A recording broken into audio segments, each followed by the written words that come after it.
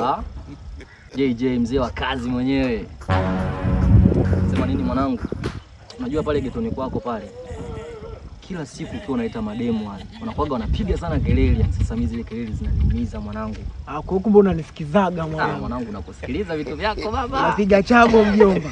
Chabo sije kupiga. Lakini zile sauti ndo zinazonichanganya. Au vipi? Sasa achana na yote mwanangu. Wanga unafanyaje mpaka mambo yanakuwa vile mzee wangu? Mimi si mtaalamu mzee wa mambo hayo. Kitabu. Kenzi. Kubali mzee wangu. Kenzi kitabu yani mzee wa bebe.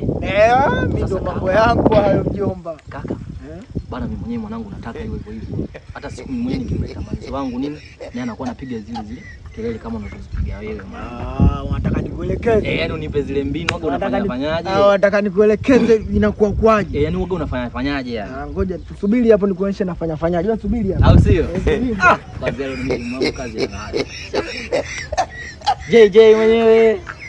A few moments later. Siri ya kwanza hii hapa mzee. Yaani ndio kila kitu. Au sio?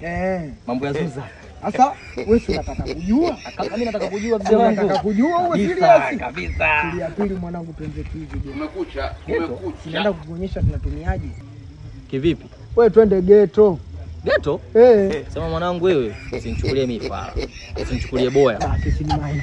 Mimi kutaka kukuambia kwamba unifundishe mazingira yapo. Si mind mwanangu. Wewe lete ya mawe. Wewe nipe madini nijue. Sikia usini mind lete mawe.